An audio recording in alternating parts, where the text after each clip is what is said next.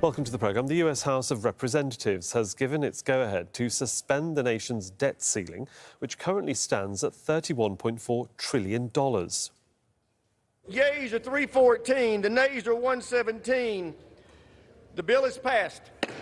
It had just finished holding a vote. Both Republican and Democrat leaders had been rallying support amongst their parties in order to ensure that it passed.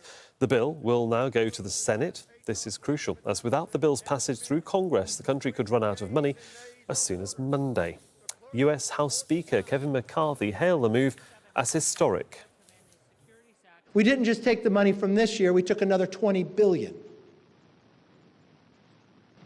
I think we should get some more border agents with that $20 billion. I think that's where America would want to see us go. We capped the ability of growth of spending in government for the next 6 years. We're holding people accountable to do the work you're supposed to do as a member. Otherwise, cuts across the board. Our correspondent Alan Fisher has been following events through the day there. And of course, Alan, I suppose there's politicians in the House and beyond breathing a sigh of relief that at least the first hurdle has been jumped. And certainly the highest hurdle. It was always going to be difficult to get through a Republican House, particularly when there were so many members of the Republican Party who were saying that they wanted to see big cuts, first of all in entitlement programs, but also in government spending. Now, there was a deal reached after discussions between Kevin McCarthy and Joe Biden and their negotiating teams, and that's the deal that was put forward on the House floor. Kevin McCarthy is saying that this is a big success, and if you look at the figures, absolutely 314 to 117. But the real story is behind the number of people who helped him get through, and that was with 165 Democratic votes. And the big number that he'll be worried about is 47 Republicans voting no. Now, Kevin McCarthy, you'll remember, became Speaker after 15 rounds of voting.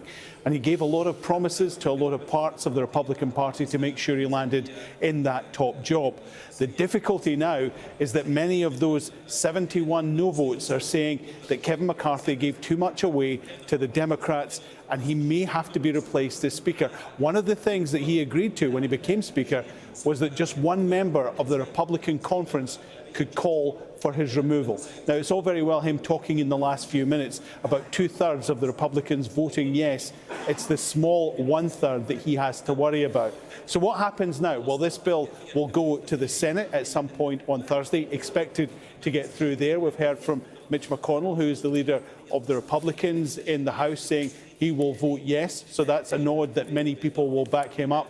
And with the Democrats being in the majority there, that's almost certain to go through, which means this bill will land on the old Resolute desk in the White House probably at some point on Friday, and Joe Biden will sign it. That will avoid what has essentially been the US economy running for the last 5 months on economic fumes. You remember that it was back in January that Janet Yellen, the Treasury Secretary, said the United States was getting close to a point where it couldn't pay its bills. She said on June the 5th that money would run out. So if there had been a debt default, it would have caused catastrophic economic harm in the United States and, by extension, through the global economy. So this is a win for the moment for Joe Biden, for Kevin McCarthy and for the US and global economies.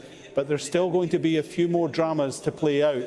But that's for another day on Capitol Hill. For tonight, everyone seems to be celebrating.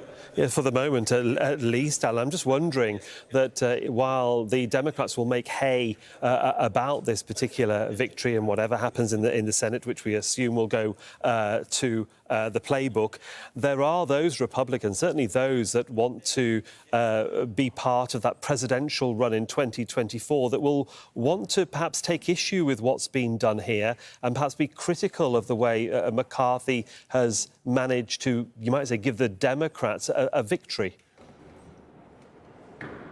Well, Joe Biden has, in the last half hour or so, welcomed the result in the House. But those who are running for the Republican nomination, with the exception of Donald Trump, have said that they don't think that this is a very good deal at all. So you're talking about Senator Tim Scott from North Carolina, who will have his vote in the Senate, and also Nikki Haley, who is, again, from South Carolina. Mike Pence, who hasn't yet declared whether or not he's going to run for the Republican nomination, has said it's a bad deal as well. What is interesting is Donald Trump's silence. He, of course, is the Republican frontrunner. He helped McCarthy get into the speakership, and he hasn't been saying much at all about that.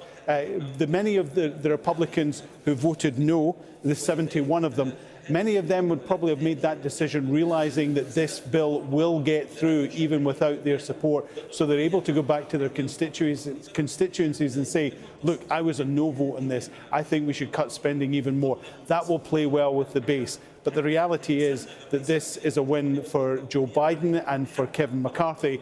Even though Joe Biden said that he wouldn't approve any cuts, that was a negotiating stance right at the start, and he realised he would have to do something, particularly as Kevin McCarthy held the aces with a Republican-controlled House of Representatives.